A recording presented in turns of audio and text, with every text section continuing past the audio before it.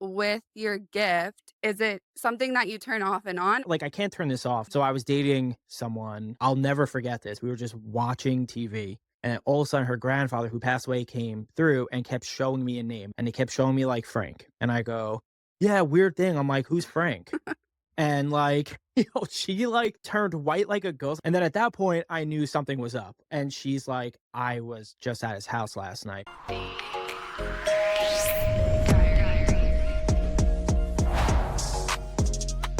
This is the Dry Diaries with your author, Alex Dry.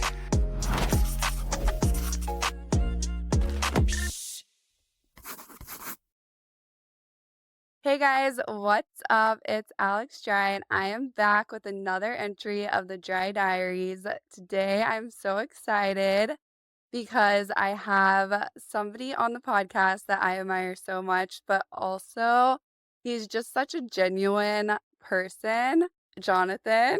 Well, thank you for having me. I'm really excited. And thank you for saying that. Holy crap, thank you. Yeah. So he is a medium and he's helped solve a lot of national cases alongside of the FBI. He's also worked with a ton of celebrities and he has a podcast, which I just listened to. And your intro song reminded me of the song Espresso. Has anyone told you that? No, no. The beat is just like it. Oh my god, now I have to tell my producers that because they gave me, like, the truth is, they're gonna hate to hear this, but they sent me so many songs, and I closed my eyes, and I scrolled, and I stopped, Yeah. and I was like, "That's the one I'm doing." And they're like, "That's a great song." I'm like, "Yeah, yeah, sure, whatever." And I haven't heard it just because there were so many. He gave me, like, a log, like, a whole thing. I was like, "I can't do this." I'm like, "I can't. It's too much for me." No, I was listening to it in the beginning, I started singing Espresso, and I was like, "Am I crazy? Does this actually match up?" And I think it does. Whenever you listen to it, start singing Espresso. Yeah, I'm gonna have to now. Yeah. But alongside of your career, it's so funny because we met on social media back Yeah. during COVID, I think it Yeah, was. I think so too. We just were in a few, like, conversations back and forth, and I didn't really think about the fact that you're a medium. I think that I saw whenever we followed each other that you had medium in your name, but it wasn't until later that I obviously you did, like, the Gabby Petito case and all of that, and so I was seeing everything that you were posting, but I was just like, "Okay, me, I love spiritual stuff," and then finally, I reached out to you. It was, like, years later, and I was like, "Hey, Jonathan, I hate to ask you this, but can I get on your wait list to do a reading?" Yeah, yeah. No, it's funny because, like, when we met, you wanted to set up other people for readings. Like, you weren't even thinking about yourself. There's, like, so many people that you're like, "Can you do this for them, for this for them?" Just 1 quick second, like, they're suffering. And I think that's really awesome because, a lot of people obviously, if they're into mediums, they want a reading, whatever, Mhm. but not many people are like, "I wanna give it to this person or this person or this person." They all kinda want it for themselves, and I Yeah. I thought that was really actually unique and different. Just I don't really see that too often Y with people, just, like, in general, like, I don't yeah. see that. Yeah, and it wasn't until finally I was like, "Okay, I'm just gonna reach out and ask him," and I don't even know if you know this, so we scheduled a this was, like, years later after we met, a couple years, and we scheduled a call for, let's say it was, like, a Tuesday, and then you had messaged me and you're like, "Hey, Alex, I'm gonna have to move it, something came up, and let's do it on Thursday." And it was so crazy because I was so upset, like, selfishly, because I was just so excited, and I was like, "I really wanna do this reading." That Tuesday was actually when I went through a breakup, Oh, and so then we did it on Thursday, and so I was like, "Honestly, I think it's my spirit guides pushing this back," and it was like a meant to be situation, and so, obviously, I was thankful for it, like, post after that, but yeah, it was really right. cool. Yeah, it's funny. I hear a lot of situations where, like, I'm pretty bad at this stuff now when I have to reschedule people just because, things will come up, I get sick, or just like in general with like working on these cases now, they've taken a whole life of its own. So when the police or the feds or anyone calls me, it's like, I want to do like I want to help like everyone. So and then I get like pulled onto a case and then it starts progressing fast and I'm like, holy crap, I have to do this, I have to move this person. But a lot of times people will be like, let's say, like, same with you, I had it on a Tuesday and then I push them to like maybe next Tuesday. And in that time, something like tragic, unfortunately, will happen or something big will happen. And they're like kind of thankful that it was pushed because if it wasn't, then like maybe they wouldn't have wanted done the reading or it would have been like a year or so wait again, like, or whatever. And I just hear so much of that. And I'm like, it can't be a coincidence. I don't know. Like, it's just so weird. No, I feel like it's not a coincidence. I feel timing is everyone says, like, timing's everything, but I think honestly it really is, and things that are supposed to happen in due timing, and you don't even realize it because you're just you and doing what you do, but then cut to whenever it happens in that period of time, whenever those things occur, it's like, "Oh, whoa, like, there was a reason why I was caught up in this situation and I had to postpone something," or whatever it may be. Right. Yeah, it's just nuts, like, and it sucks because I always wish when I push it off and in that time something good happens, not something bad happens, but most of the time it's something unfortunate that happens and they're like, "It's good timing to talk to you," but however, like, that happened. I'm like, "Oh, shit." I mean, I was grateful for it because, for me, going through a breakup is a sad thing at the time. Whenever you look back, it's a good thing. Also, congratulations. You just got married, right? I did, yeah. I just got married. We got married the end of September. And it was great, then we went on the honeymoon and all that, and then, like, in the interim of that, like, obviously, like, cases still will go on, and she was getting so mad because I was on my phone, I was, like, trying not to be on my phone, and it was a whole thing, but it was awesome.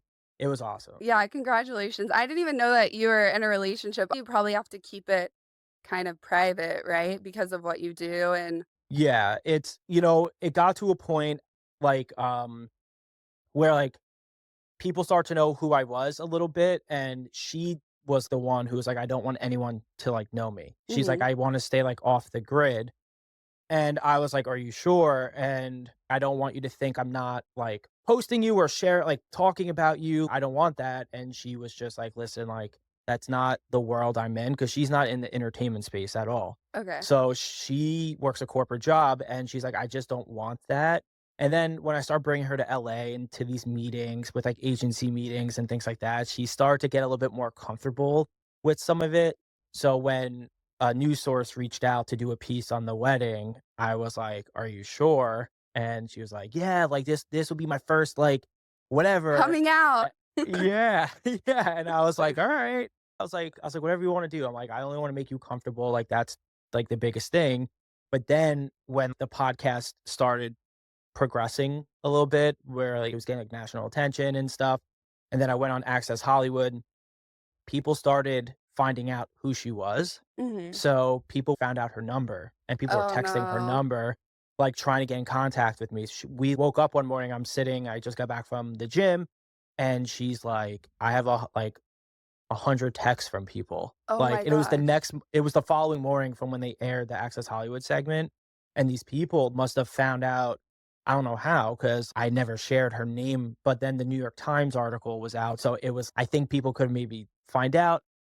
Yeah, it was a little bit of an adjustment, I think, for the both of us because that's when I felt like I needed to protect her more because I didn't want people to. I mean, you know how it is on the internet and you know how it is with like people, they can say some horrible things just because they're having a bad day. Like they're having a bad day, so they want to hurt someone else. Hurt people hurt other people. So I don't know. It was a weird adjustment and we're still getting used to it, I will Yeah. say, but it's amazing though. But thank you for bringing that up. Thank you. Yeah, of course. And over the years, I mean, I've seen your career progress so much. It's so crazy. Thank you. I'm sure for both you guys, everyone wanting access to you and your gift. And that like brings me into I have like so many questions. So we're gonna kind of get Give them to into me. Yeah. the Dear Diaries confessions. The first question, since we were just talking about relationships, I this is a personal question. It wasn't asked by anybody.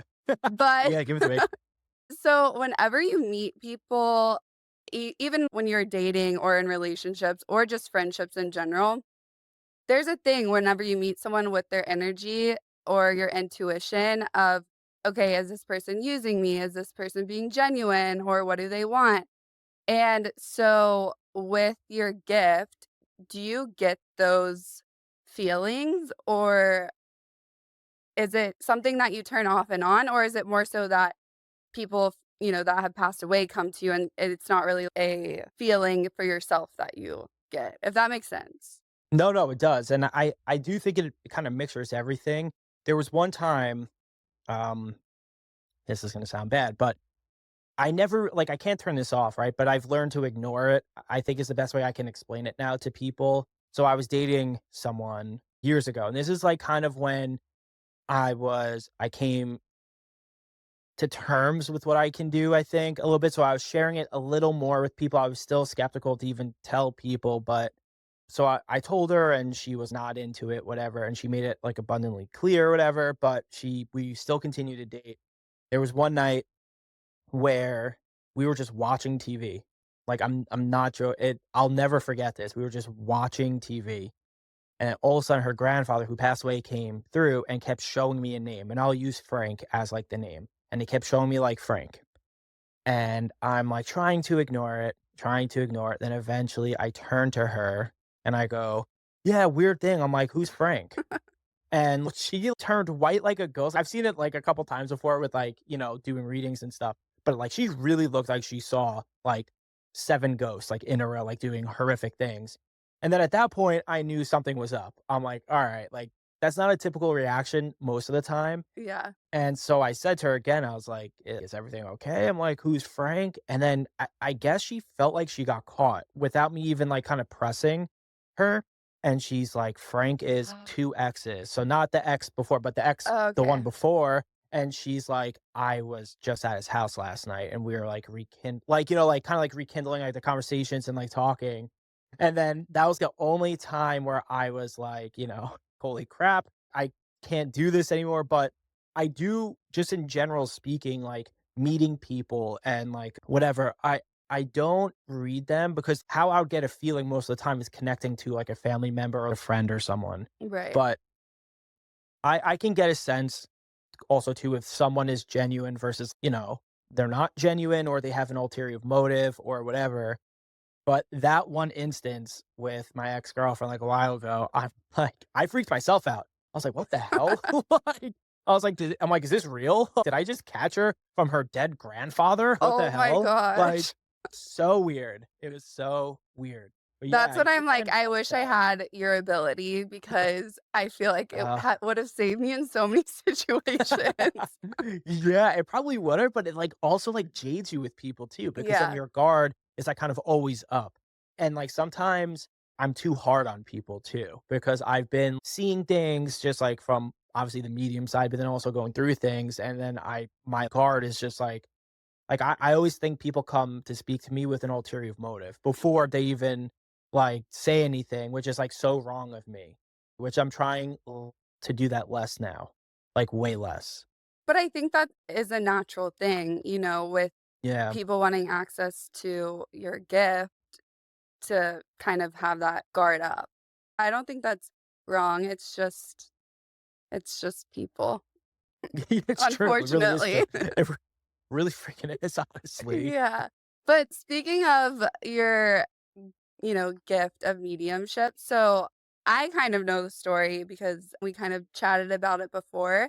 But for people who don't know, and I've actually explained this to some of my friends because they've asked about you or we were talking about you and they were a little bit skeptical. And I was like, honestly, just go listen to one of his podcast episodes, and he explains how he knew from a really young age because we kind of got into the subject of, are you born with this or is this something that you can take on over time? And whenever we spoke about it, I had a situation that occurred with me with my grandmother, and you said some people do have the gift, it's just whether that they tap into it or not, or how strong it is.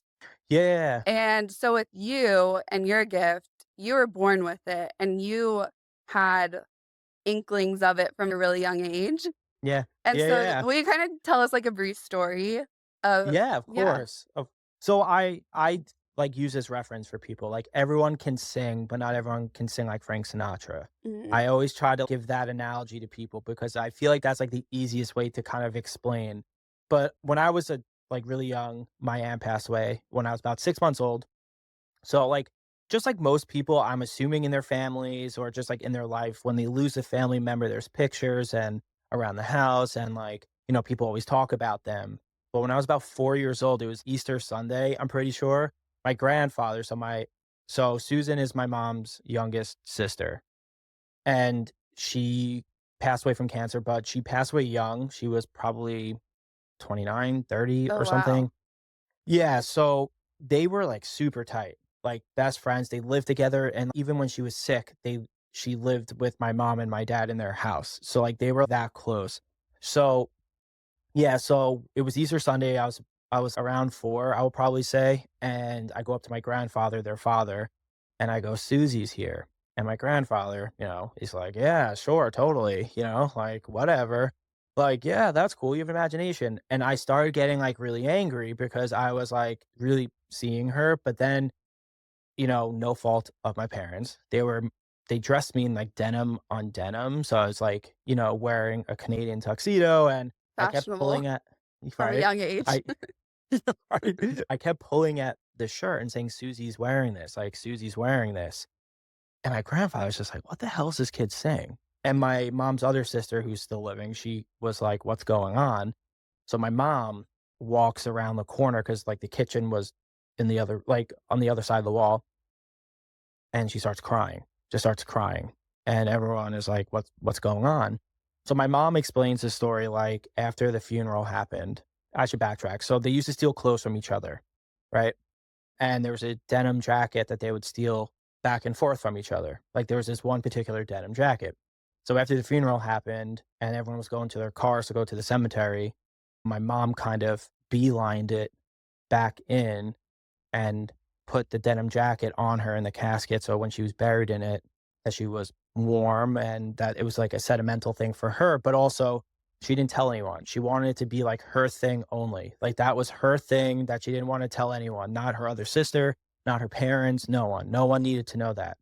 So when she explained that as she was crying, my grandfather, like, looked at me and he's like, "Wrong with this kid?" Like, he's like, "What the like, as I was getting older and stuff, I was still seeing a lot of not just her, but then it starts turning into, like, people like, friends of mine, like, their family and, like, things about them, and I started learning things about my family that I shouldn't have known at such a young age, like, horrible things and just things like that. So when I hit, like, my teenage years, I was just like, "I'm gonna continue to, wrestle, play lacrosse, party, do, like, what we perceive as normal." And then when I was going off to college, I had preseason for lacrosse, and I turned to my mom, and I was just like, "Is there any mental illness in the family?"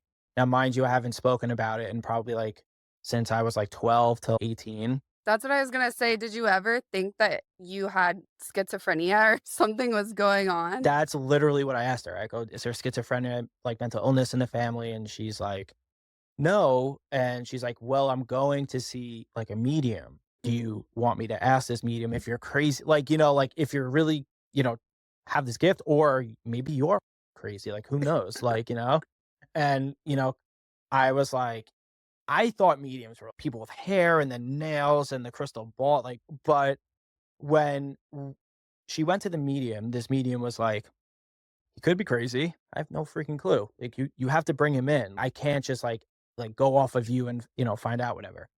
So, so I come back for winter break in that, like, December, January time, and I go there because 'cause they're like, "Just go there." And I walk in and this medium was like, "Holy shit, you are very talented," meaning that I could see things faster and more specific or whatever, and they were like, "Do you wanna learn?" And "Hell no, I don't." I'm like, "I wanna go back to school. I wanna drink. I wanna play lacrosse. Like, I wanna do all that shit." And, so we get in the car after I say, "Absolutely not. Hell no." And, I turn to my mom. I'm like, "I really should have said, yeah, like, I wanna help people," because for a lot of people that don't know, I was gonna play lacrosse for Army or Navy, like that, Mhm. and then I wanted to kind of be in the service after that and, do my part, and I couldn't because of, like, medical stuff. I also didn't wanna go to, like, the prep school of it as well, which people don't know. There's, like, Army prep and Navy prep, and you have to do 2 years there, and then go to Annapolis or West Point. It's like such a pain in the ass, but there's medical stuff too. So anyway, I come back and my mom was actually such a big advocate of this in the fact that she would bring in friends, family, people I've never met, right? Like friends and then their family. And then it just kind of started to like grow to a point where I had to make a decision. Do I stay? Because at that point I was out of college after I was practicing a lot and as it was growing, it came to a point like, do I continue to go down a certain path of work or do I turn and do this? And I had some people speak to me and I decided to do this. And it just started to snowball from there because it was all word of mouth. I never told anyone about like my real name, never told anyone anything.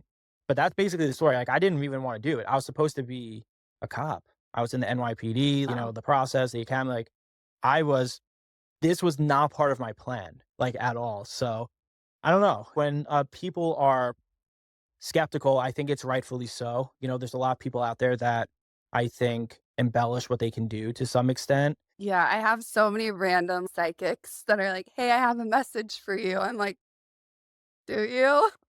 Yeah, I'm like really? But I always say to people, just sit down with me for 10 minutes. Like that's what I just say to people. Don't come in with a preconceived notion, essentially. Like sit down with an semi-open mind, but like give me 10 to 15 minutes. And that's all I ask. And also I tell people this too. I think a competitive standpoint of me, the police wouldn't call me if I was full of shit. Like, you know what I mean? They're the most skeptical people. I had to prove myself to them, which people don't even know about. I'm crazy. Is that a normal thing? Because I know that you've been doing a lot of cases with the FBI and CIA and all of that. Is that normal that they reach out or have mediums on the case, or is it a one-off thing? I've been learning that it's not as uncommon as I thought as I begin to develop the relationship with them. I think people think that they find someone and they're like, "Let's pull this motherfucker in and see," they test you. Trust me on that. Like they test you like a lot. And you don't even know you're being tested. That's the thing. You don't even know. And so when you get a call to work on a case and you're like, "Oh shit, okay." And then I'm like, "How did you like know about me? Like what's going on here?" And they're kind of like, "Listen, we've been sending people to you for the past 2 years just to make sure that, giving you fake names, different people to see if you're legitimate." And they have explained a lot of it to me and now it makes sense, I guess. People don't know that side of it, Yeah. which is like crazy. I forgot to tell you I was undercover for them. Yeah, I'm sure. I wish. Honestly, I think that's so cool. There's just something really fascinating about the whole FBI, CIA world to me, and I always said in another life, I would love to be on CSI.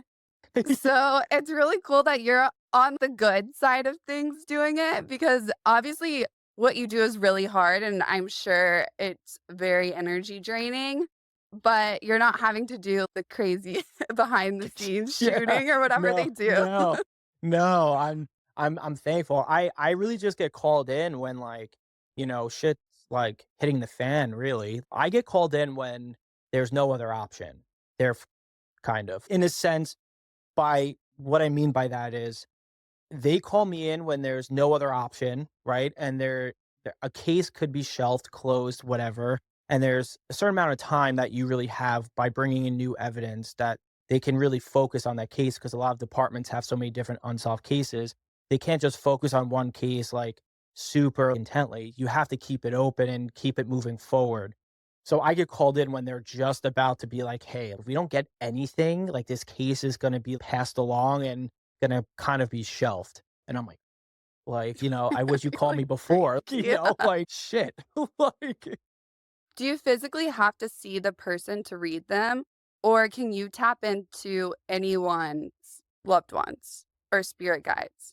yeah, I have to just be communicating with you, if that makes sense, Mm. whether it's virtually or on the phone. I mean, a lot of the times when I do cases, it's like a 50-50. Some, they will black the screen on a Zoom and change my voice and change my name. Oh, And then there's some where once I'm working on it and then the family knows, right? Then we meet each other. And like that's kind of what happened with Gabby. That's kind of like with Gabby's family. It's kind of what happened with a few others. Actually, one of the cases I'm working on is from Texas, and it's a huge case. I wanted to ask you Oh, I actually saw if it. you knew about that. Yeah, I wanted to ask you if you knew about that because that one blows my mind still. It's just one of those where I got pulled in on it, and I didn't realize that some communities, I mean, you see it in movies and stuff, I guess, but how close the community is and how, Mhm. like, people won't speak up. They'll know Yeah. things, but they just won't speak up because it's I don't know if it's even they're protecting each other, it's just they don't want that coming in for their community, and that's what I've learned by doing this case. It was nuts. I don't know if it's a necessarily a Texas thing, but I have seen this in Texas where it's old money. That's yeah, that's what I didn't wanna say. Yeah, that's exactly what it is. It's like generational wealth in a community is Right. what I saw. Yeah. And I kinda grew up in a community that has sides of that. My family obviously isn't old money at all, but I've seen that happen, and I feel they wanna keep a certain persona or a certain perception, and so they don't talk about a lot of things, or they don't want it to get out because then it's gonna taint the whole community in general. I might butcher this, so correct me, but there was a mom who passed away. She lived in San Antonio, for everyone who doesn't kind of know the backstory. Oh, yeah. Yeah, so her mom passed away. They're located in San Antonio, and some business deal went awry, or it had something to do with, like, the business partner, but long story short is Mhm. they ended up finding her in the lake, and the dad had murdered her. Is that right? Yeah, I didn't even know that they found her, honestly, just because I've been trying to stay so far away from it. I could be wrong, but I'm pretty sure. Yeah, I mean, to me, when I did this and when I did it yeah, so, like, basically, long version, like, I guess, of that is Suzanne was married to someone, and they were having, like, domestic issues, right? Like, they weren't people have issues, but, like, it was pretty evident that, it was pretty bad. So, I one night, they got into a fight, and she went missing, like, just went completely missing.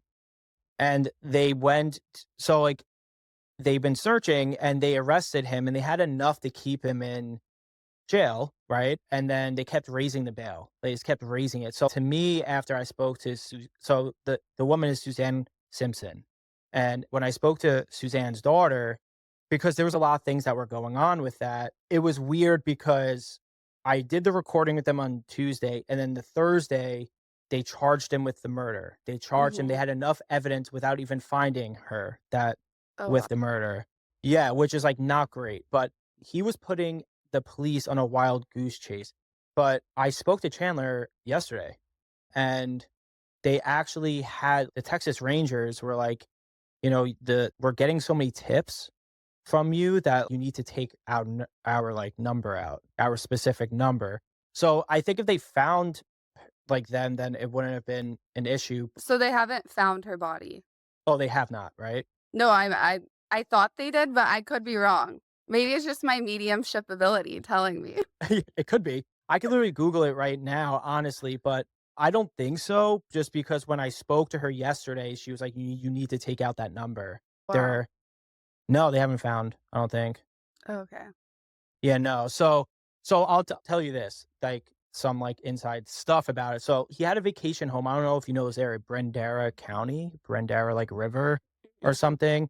But you are right about the business deal. That is like a real thing. Like the business partner was, I guess, involved to some extent, and a business deal did go kind of like they were trying to do something and it didn't work out. And Suzanne Mhm. was just like, give it up, kind of, and obviously caused a fight.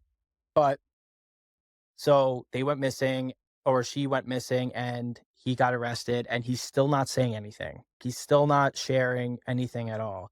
So he's putting them on wild goose chases and stuff, or like kind of giving them like just like a little bit, and then it's fake. So he had someone take Suzanne's phone or his phone, I forgot which one, and put it in like a dump yard or like a landfill. And so when it pinged, they were like, all right, it's in this proximity, and he had someone put it there, so they searched for, like, 2 weeks and found nothing. That's so crazy. Yeah, it's been a crazy case, to say the least, and I've been trying to, like, respect Chandler, like, with what she wants to do, but like, with what she wants edited out. It's been a little chaotic just because with these ongoing investigations and them coming on to do, like, recording or something, the police obviously get involved because I always make sure they're okay with it, and then they're like, "You need to cut this out, this out, this out," and it's constant. Yeah, it's nuts. So, yeah, Suzanne's a big case in, Texas that's been going on, and I feel so bad for the family. My heart breaks for them Yeah. tremendously. Okay, so we're gonna get into a few of the questions. Okay, so I'm really big into conspiracies and spirituality. So my question is, do you think our world is multidimensional or there's portals into other realms? And that's a good question. I mean, if people know me, and I'm sure you could probably attest to this, honestly. I'm probably the least like spiritual person, even though I'm like a medium and stuff.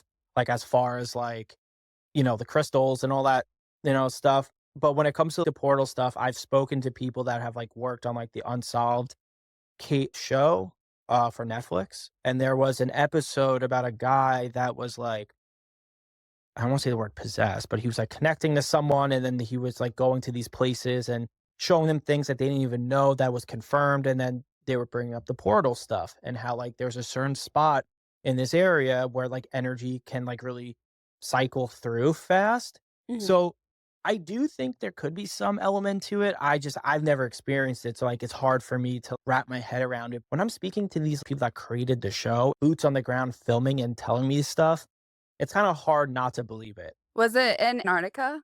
I think it was in the UK. It was in an old, like, not a castle, but, like, an old, like, kind of, like, castle or something like that, and they were sharing stuff, and then they bring him to Ireland, and same thing, like, it was bizarre, Wow. the stuff that they were sharing with me. I was, like, sitting there scratching my head being the skeptic in me is, like, kinda starting to, like, turn with that, so I do think there's some element to it for sure. Was he a time traveler or he just would take on other energies in different places? So supposedly there was I forgot the woman's name. Her name was like Becca or something, but there was this one woman who he would connect to, and she would tell him information about like randomly. So like he couldn't control it. So like it would come in the wave. And he did stuff where they showed me footage and also told me that he would walk into a spot and then he would literally in a random spot walk to like a tree, let's say, and he was like, "2 people were killed here and, like, took their own lives." And it was in a cemetery at a random tree, and there's multiple trees. Turns out that 2 people took their own lives at that specific tree. They were able to validate it. And there's, like, so many other things, and then he said that it was this woman, Becca, who, like I'm like, "Dude, like, that's fucking crazy. I never heard of that." Like, that's nuts. Yeah, so I That's think so there is some crazy. level of portals potentially. Yeah, I also think that there's time travelers and people think I'm crazy. What do you believe about UFOs then? Do you believe, like, about the UFO stuff and, like, aliens? I do, but I think that there's more undiscovered or some sort of alien type life under the ocean than there is beyond our galaxy. Mhm. I do believe in aliens to a certain extent because, like Bob Lazar and like Oh, yeah, yeah. all those different things, and I just don't Mhm. understand why someone would make such a elaborate story up and put his life on the line and his family's life on the line for no reason. So, I think there is some truth behind it, but I don't think that we really know the extent. I think that they've done research and they have more information than they're telling us, obviously, like a lot of things, but I just have to believe that there's more life than just us. This. Yeah, This. Snooki is, like, a huge believer in the UFO stuff and aliens. She is, like, convinced. You should have her come on and, like, talk about it. Like, she would go off on this Oh, I would stuff. love that. Yeah, I can go on Snooki's and on. yeah, Snooki will or Nicole will she believes in this a lot. She Yeah. came on my show and was, like, questioning me about aliens. I'm like, "Nicole," I'm like, "What's going on here?" Like, and she really believes in it. Like, she really, really does. I do too. I think there's more out there than like, we can't be it. Like, that's Yeah. just my mind. Like, we can't be the only things out there. Whenever you connect to people or past loved ones, you also connect to just spirit guides in general. It doesn't have to be a past loved one of yours, or does it? So, like, most of the time from, it typically does, yeah. So, like, long version short, yeah, it typically does, and I've learned there's other spirit guides, I guess, but no one will care more about you than your family. Mm, okay. L you know? Like, Yeah. even if you did not have a good relationship with someone, unfortunately, when you go to the other side, you recognize maybe some of the like, a lot of what you did could be wrong, but their intentions are always pure because, like, they drop all that when they go to the other side. I see the best versions of people, and they explain to me the things that they did wrong potentially. So it's like Mm, your family will always wanna be the one to protect you the most. Even close friends too, but people that are in your life, yeah. you know? So, do you believe in heaven and hell? Like, have you ever connected someone that's not a better place? That's It's hard because, like, I've connected obviously to like people that have committed murders and, and to me those are like the horrible like one of the most horrible people and stuff, obviously. But to me, from what I've learned from doing this and speaking to other like credible mediums out there and, whatever, there's like different levels, right? Of like the afterlife. And I don't know how many. Like I'll go with like seven, right? I'm just gonna use my like a lucky number seven, but the higher you are on there, the more content you are to not come back again, right? So it's like the higher you are, you don't need to come back here. You feel like you've accomplished what you accomplished and all that stuff. So that's heaven. The first level is typically the people that did really not so great stuff. And they have to watch and witness the people that they've hurt and affected. So it's like two groups, right? It's typically your family and who you hurt and affected and their family. And it's like you have to always so when you come back, it's like giving you have to redo. It's so to me, I guess there could be a type of like heaven and hell, I guess, if you think about it. Cause like I said, the higher up you are, you're not really dealing with that. You're dealing with the good and seeing your family thrive and trying to help them. So I don't know. I can't say there's like a definite heaven and hell, but I know that there's different levels, I guess, just because of sometimes people don't want to come back. They're like content. yeah. They're like, we've accomplished so much. We're good. Which is so funny because even when I spoke to you, my grandmother came through, which makes so much sense just because she was so loud, outgoing, just has a lot to say all the time. And then my grandfather, which is my mom's dad, he was very just calm, collective. I feel like when he passed, his passing was very peaceful. Oh, that's it. That's the best. You can't ask for anything better. He has never come through anytime I've done a reading. And I also have Ye- never really felt him or his presence, whereas, like, my grandmother, I feel her all the time. Yeah. I'm like, "What do you want Yeah. now, mama?" Like He Yeah, no, it's typically the personalities will kind of stick with you because, like, yeah. I'll describe people's personalities as I'm doing readings, like being like someone's like crazy talkative, outgoing, loud, someone's stoic, they're kind of like too much of a straight shooter, very cynical or whatever. And they're like, that's literally X, Y, and Z. They're like, they were the most cynical person or they were the most loud. Like they would walk into a room and like, let's get the party started. Like, let's start drinking, Mhm. let's start having fun and stuff. So I do believe that you carry a personality to the other side. So if you're like more reserved or just cool, calm, collective, that's how you're going to be there. It's just that's your personality. So do you think that there is such thing as past lives or reincarnation or no? I'm going to have to say, yeah, I do believe that. I believe like people come back. I believe like just from hearing it from other people too. And, I've spoken to, there's like a famous, case where a kid this was on Netflix as well too, like, basically described who he was in, like, World War II and, like, gave names and everything, and it was all fact checked, like, everything was fact checked. He went to the site, told him that's where the plane crashed, that like, these people's names were there with me.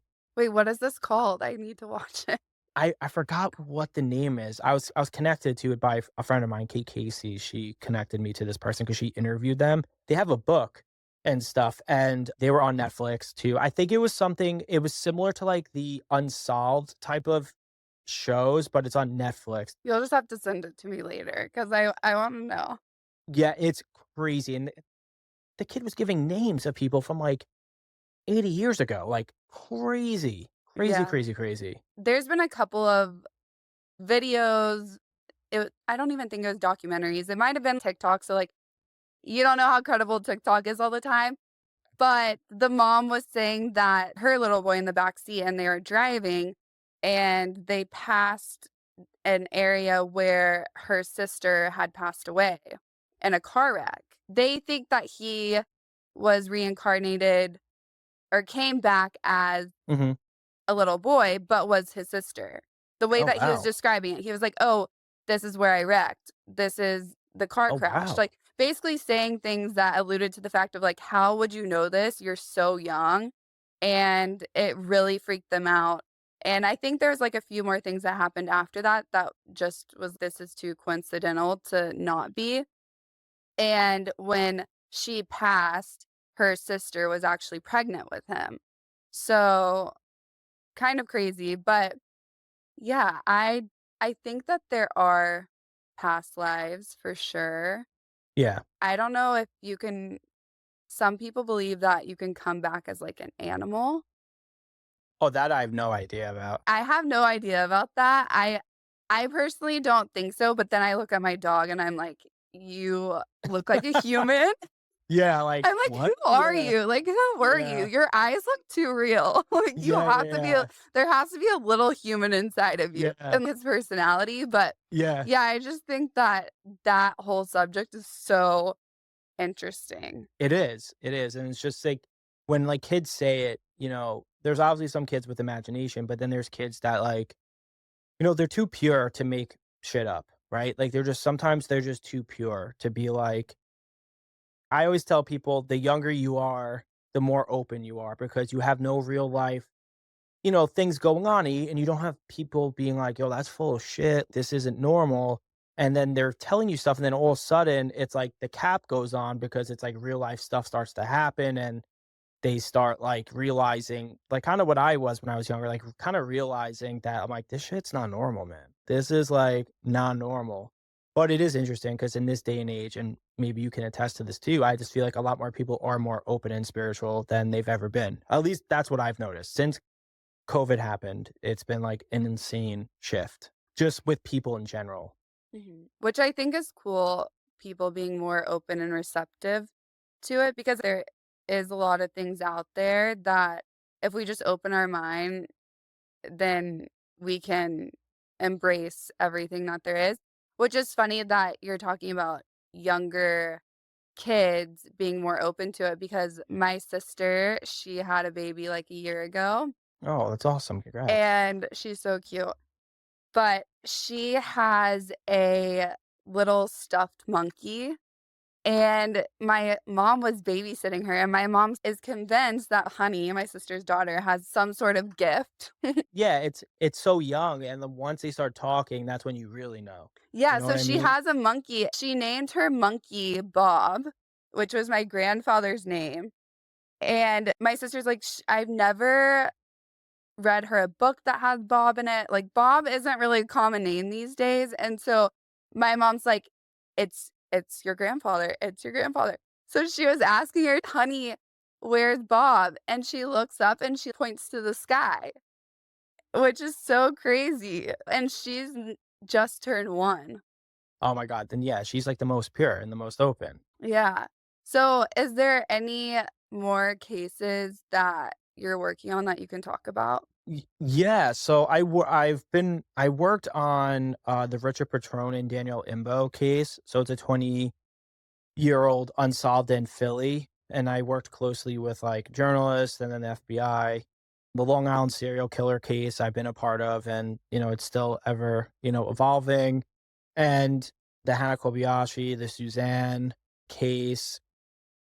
I just actually for one of my upcoming episodes on my show, we did one in a small town in Missouri. Like they reached out. How many are you working on at one time? So I used to just try to do like 2 to 3 because like you don't really know how involved you're gonna get at a certain point. And then sometimes it takes months or like it takes sometimes a long time or sometimes it just unravels fast. Mm. Fortunately, I've been taking on a shit ton. I will probably say. But it's hard for me not to because, like, when they reach out, I don't wanna say no. I try not to spread Yeah. myself too thin, but if families and law enforcement are coming to me and they're like, they want help, I'm not gonna say no. Like, I can't say no. There's no way. Is it at a certain point because for me, I'm a Sagittarius, so I'm just when my social battery's dead, it's dead. Oh, yeah, for sure. Yeah. Does it just take so much energy out of you? And to what point are you like, "Okay, I need to step away and take a break," but can you even turn that off to take a break? You know, that's a good question. I get myself, like, physically sick from doing it. Yeah, that's what I was gonna say. Yeah, my social battery definitely gets, filled up pretty fast from doing this stuff, like with the unsolved and, things like that, and I get physically sick. I went blind in my left eye for, like, a few hours from it. Wow. I've like, the simple flu turned into something, like, super severe, things like that where when I continuously push my body from doing this, because I try to explain to people, like, imagine you have a small muscle you don't really work out all the time, and if you're constantly doing it, it's like, yeah, like, you build up to a certain point, but it's still such a small muscle you don't really use, like, you use your arm or your legs or something. So, it's been, obviously, I've built, a little bit of strength there, but it's still I still get drained pretty quick on, so sometimes I'll just like, between you and I'll just be like, "This, I need a week," like, Yeah. because like, I don't stop, and then even on my week off, and I'll plan it in advance, whatever, I still put people in, I still take cases on because, like, I can't say no. Like, it's a horrible thing to I just wanna help. That's, like, my biggest thing, I just really wanna help, and I feel like if I have this ability and I can help, I'm gonna push myself in that way to help people. Yeah, it's also the fine line of helping people and then protecting yourself I too. know. I know, I need to learn that a little bit better. Yeah. Yeah, I need to learn that a little bit better. I've been pretty bad at that. But I do think it's cool that you wanted to go into the police force at, like, since an early age, and then it kinda took a turn, and you are working with the police, but it's just another type of working with them than you probably thought from a young age. Yeah, yeah, it's a trippy thing, and, like, I the people that I was referencing that I said that, kinda spoke to me to go down that path were 2 high-level NYPD officers that, like, worked for the NYPD. Yeah, they were the ones because I was going through the process.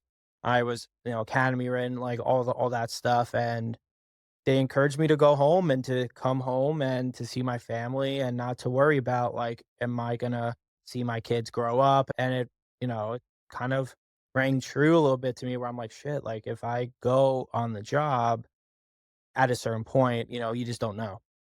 You just don't know. I mean, you don't know if you walk out your house what's gonna happen, essentially, what people will say, but Do you ever get scared whenever you're working on cases that there may be repercussions from cases you're trying to solve if the people or someone's still out there? I definitely do. I try to be very careful even when I speak to police and I feel like I'm protected and stuff, I do my readings in a very specific way, so I'm not pointing fingers at Mm. people. I will always say you should chat with them again. Just give them a chat again, or you should, things like that where I will never point a finger because if they ever get the recording from the police, if that ever stuff ever comes out, I don't want them to be like, "This kid definitely said that." It's like you ca Yeah. I won't ever do that because I wanna protect myself. So we're gonna dive into Dear Dry Diaries. Basically, the way that it works is I put on my Instagram, people can submit questions anonymously. This time I didn't do it anonymously because I posted that we were chatting, and people don't really need to be anonymous with questions to ask you. So there was so many questions that came through. A lot were very personal, which when I was talking to Jonathan about doing this interview, we wanted to kind of get behind the scenes, not more so do readings. So I curtailed some of the questions and made them more generic. I could take some of your listeners and do, like, a fan listener thing on my show too if, like, people are struggling. You can just give me their first name, you don't have to tell me anything, and you can just give me their first name, and I can send it to my producer, and if people are really struggling, I wanna help. So if they wanna come on for 10 minutes, I'll do it for them. Thank you. Of course. And it's crazy because he has, like, a three-year wait list, so you guys get Yeah. the exclusive. Yeah. Very fortunate. Yeah, very, very fortunate. When I reached out to you, you were like, "Yeah, my wait list is 3 years." I was like, "What?" Yeah, it's nuts. I feel bad for my mom. She has to deal with all that stuff, so, yeah, it's Oh, I know, I remember I think you said it on the podcast I listened to, but you get so many people writing in, and the way that you filter through is your mom chooses for you, which I thought was really yeah, sweet. yeah. Whoever has a heartfelt story, send it. My mom will pick you. Yeah. No, but that's sweet that you have her. Because your mom has discernment and she's protecting you, so she's gonna give you the best. Yeah, yeah, it's true. It's true. Okay, so the first question, Dear Dry Diaries, my grandma recently passed away and I haven't felt her presence or received any signs from her. How can I know if she's at peace or in a better place? I think we kind of just touched on this earlier, but Yeah. Yeah, it kinda goes back to they're always around you, that's first and foremost, and I hope everyone knows that, and they'll show you signs in their own specific way, and you just have to keep your eyes a little bit more open, mhm, for them, and that's how you can know they're at peace if you need that validation, but they m most of the time, like I said, probably like 99 or 100% of the time, they come through in their best version all the time, and they're at mhm. peace and they're okay. So I my heart goes out to you and your family, but she's definitely doing okay, I promise you. I promise. Dear Dry Diaries, I started following Jonathan after seeing you post about him, and he's truly doing amazing work with his gift. How can I schedule a reading with him, and is he accepting new clients?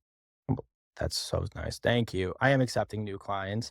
You can just go to my website, jonathanmark.net, and just send an email. I'm always accepting new clients, it's tough. We were just like kind of talking about it's like I can't spread myself too thin. So I've been really trying because people are getting super pissed that they've been waiting for a long time. Trust me, I get DMs from people that are like, what the dude, it's been 3 years. So I'm trying to do more where I'm involving people in different ways so they're able to get a reading. Do you do group readings? So I used to, but now because it's all over the country and the world, it's like hard to do. So part of the stuff that when I'm working with a new team now, we're doing live or we're going to, I haven't announced yet, but we're going to do like live like podcast recordings. And in those podcast recordings, I am going to do like the typical like readings for people. So I'm going to bring like cases on, celebrities on, stuff like that. Next question, Dear Dry Diaries, I've been consistently seeing numbers like 222, 444, and 555 on my phone every day. I've looked up their meanings, but how do you know if it's truly a sign to pay attention to, or is it just a coincidence? Honestly, this happens to me all the time. Yeah, that's a good question. I think if you see it repetitively, then it's a sign. If you're seeing all these numbers, like these sequence of numbers, like you said, 111, 333, 555, typically those are signs that, for one, there's like people around you, but I don't know the angel number like meaning of sorts of things, but I do know that those are signs. Like I do know that for a fact, only because like I've heard from experience from people like that the sign would happen, the meaning, and then maybe a few months later, like stuff kind of aligned to what those numbers are. I would say if you're not planning to see them. So if you're not like if you're driving and a license plate cuts you off and it's 555. If you pay for something and the change is 555. Those are the signs. But if you're actively looking for it and you're constantly on the look, then you're kind of placing it where because that's not how signs work. Signs work when you're least expecting it. It's supposed to give you like a wave of like an emotion, essentially. And if you're like constantly on the look or the hunt for it, then and you're piecing things together, like if you're like, oh my God, it's 111, and you know that it's 110 turning to 111 or 1111, like you know what I'm saying? You can't plan those. Yeah. I would say for me, I always, or recently, I would say the past probably like 4 months, 5 months, it happens at least every other day. I pick up my phone and it's always 444 or 555. So I started screenshotting it whenever it happens, and then I'm like, "Okay, is this a sign? How many times has this happened?" And then I go and look up the meaning. So I think from what I've read, 444 means that your loved ones, spirit guides, angels are protecting you around you, and they're just showing you love and that they're there with you. And then 555 means that they are giving you a sign that something is coming up that's going to bring you fulfillment and success. Right.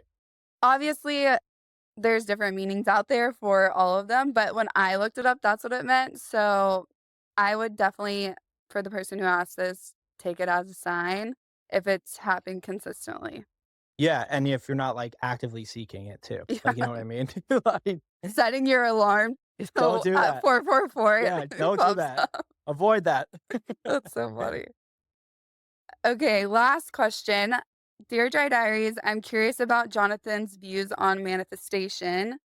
Is it Mhm. a real phenomenon? Or is our destiny predetermined with free will influencing whether we stray from our path?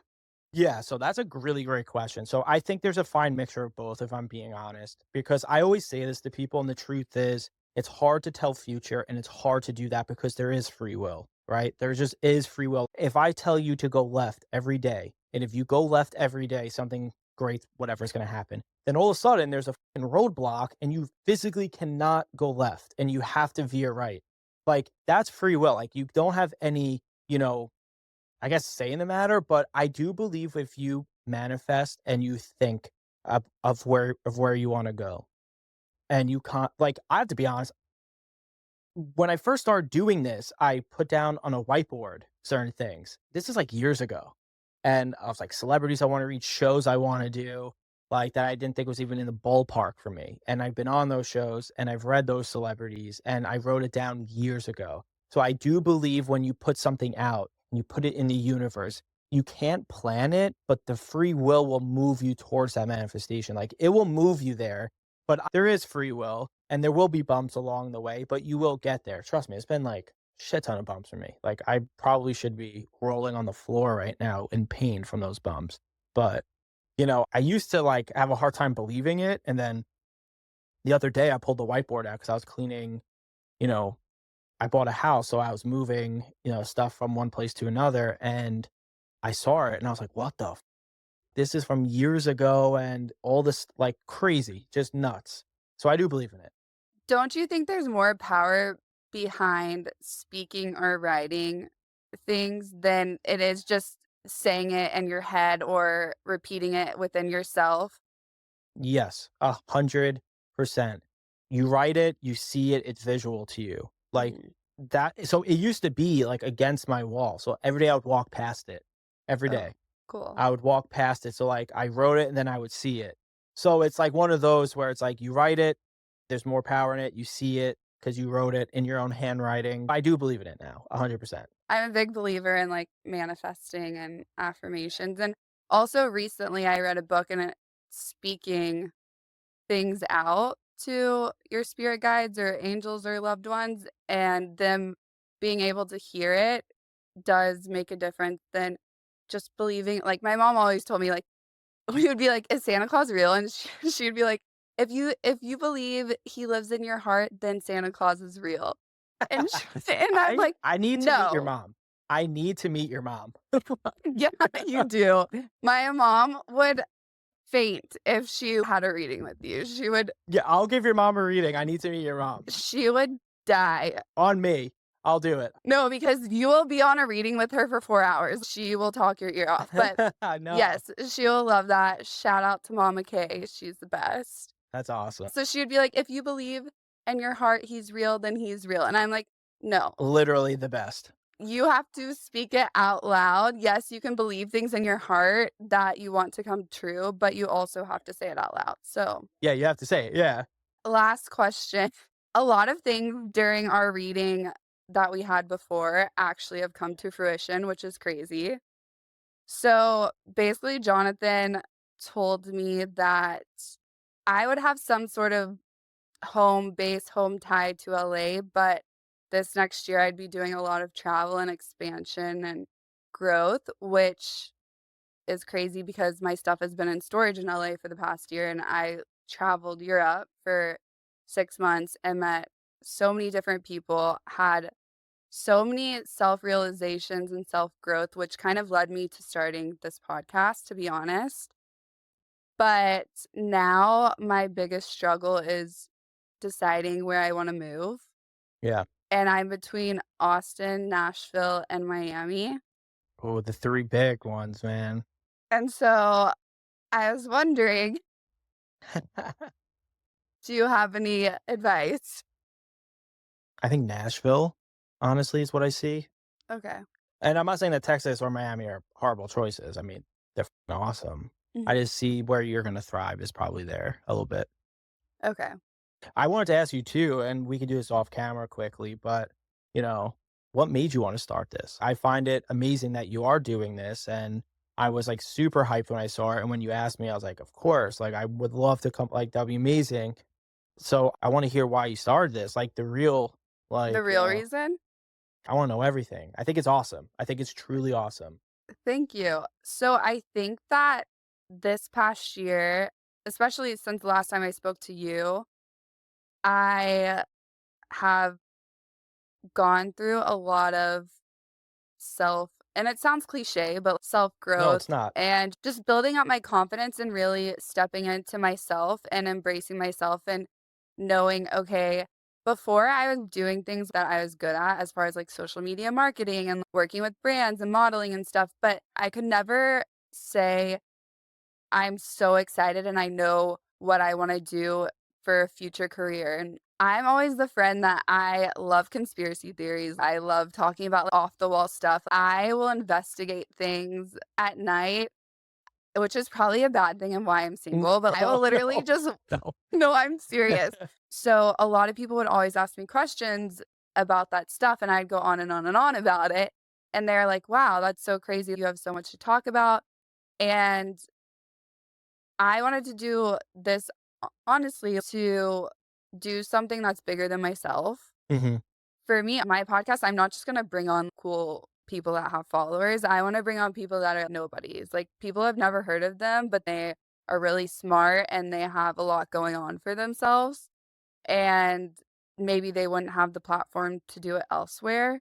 And so, yeah, that's really That's awesome. yeah, and I got a life coach and she really pushed me to start it, and at first I was so hesitant about it, but she was like, "No, Alex, you're gonna do this. You need to do it. I really think that this is what you're meant to do." I think for the first time, I actually feel fulfilled. I really think that this is part of my purpose. I was about to say, it sounds like it's your purpose, you know what I mean? Like, I think that's amazing, and, like, giving people a platform is obviously just as amazing, but also, like, just you're helping people too with, like, stories. That's the thing that I find so amazing about podcasting is, like, you don't even know who you're reaching at times, right? It goes out there and you don't know, and you could really help someone in a way just from a simple conversation, someone feeling like they're your friend when they're going through something. And I think it's awesome that, it's a big thing to sit down and talk. I mean, like when I started mine, I